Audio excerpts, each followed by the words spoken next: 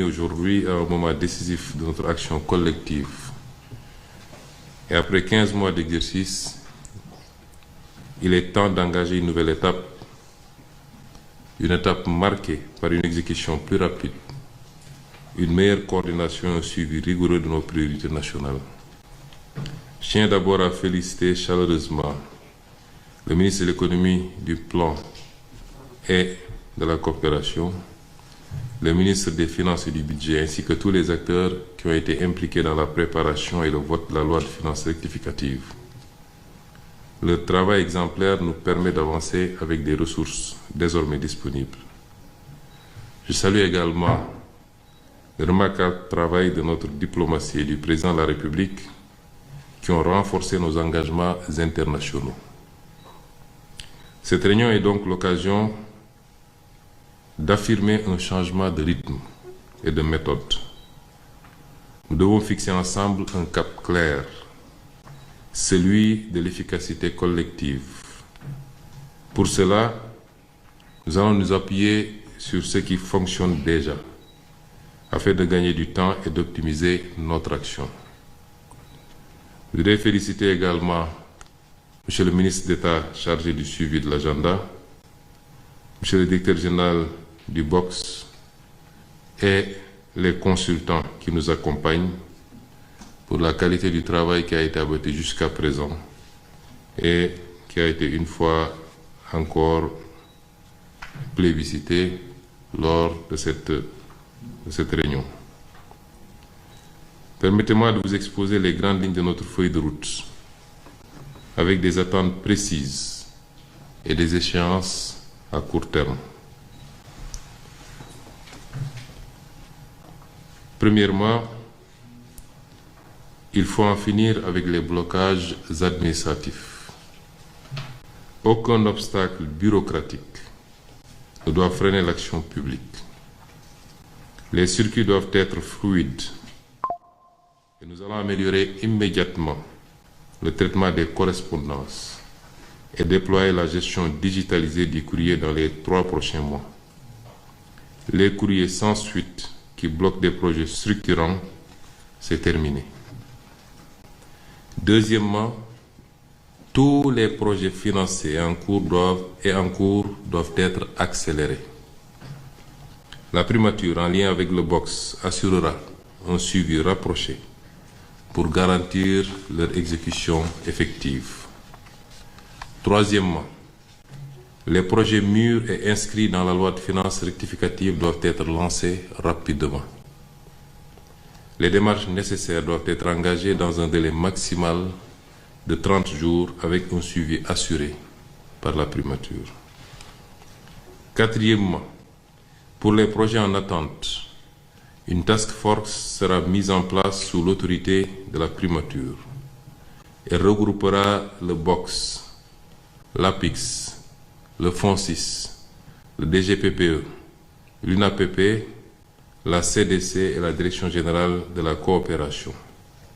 Son objectif sera de finaliser la structuration de ces projets au plus vite. Nous ferons appel à des cabinets privés spécialisés pour accélérer ce travail. Et la DGPPE pilotera cette maturation selon un calendrier accéléré avec un suivi régulier.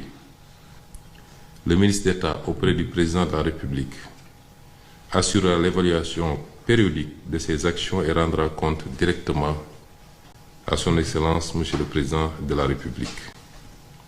Cinquièmement, la gouvernance des projets interministériels doit être renforcée. Les projets multisectoriels comme celui du numérique nécessitent une gouvernance claire et partagée. En attendant un modèle stable, la primature abritera les projets impliquant plusieurs acteurs. Sixièmement, chaque ministère devra assurer un suivi rigoureux des engagements internationaux et présidentiels. Des rapports trimestriels sur l'état d'avancement de ces engagements vous seront exigés. Septièmement, chaque ministère devra actualiser sa feuille de route avant la fin du mois de juillet. Ces feuilles de route devront être en cohérence avec les chantiers nationaux en cours. J'attends également des ministères concernés, tels que le ministère des Transports, de l'Industrie, de la Justice, de l'Intérieur, un plan détaillé de mise en œuvre des conclusions des États généraux et autres initiatives. Ce plan précisera les actions, les échéances, les acteurs impliqués, la hiérarchisation des priorités ainsi que les contraintes et mesures d'atténuation. Je souhaite recevoir ces plans consolidés au plus tard le 15 août. La primature vous fournira un canevas à suivre avec le secrétaire général du gouvernement. Ces projets feront l'objet d'un suivi particulier pour accélérer leur mise en œuvre. Je tiens aussi à souligner l'importance de la préparation des Jeux olympiques de la jeunesse 2026. Leur organisation doit être rigoureuse et anticipée, car ils représentent un enjeu majeur pour notre pays. Enfin, 8e point, la mobilisation pour le plan de redressement doit être totale. Dans les prochains jours, je présenterai ce plan de redressement d'abord en Conseil des ministres, avant d'en faire une présentation publique qui sera suivie d'une série d'activités pour le vulgariser. Les réformes prioritaires, telles que la simplification administrative, l'emploi, l'attractivité des investissements, doivent être mises en œuvre sans délai. Un premier bilan sera attendu en fin septembre. Un programme de communication soutenu sera déployé en août et septembre pour informer pleinement nos populations et toutes les parties prenantes. Pour conclure, je vais être clair. Nous entrons dans une phase où chaque blocage aura un responsable identifié. Chaque projet un échéancier précis et chaque ministre une feuille de route claire, suivie et évaluée. La parole de l'État engage. Il faut la traduire en actes avec méthode, exigence et efficacité.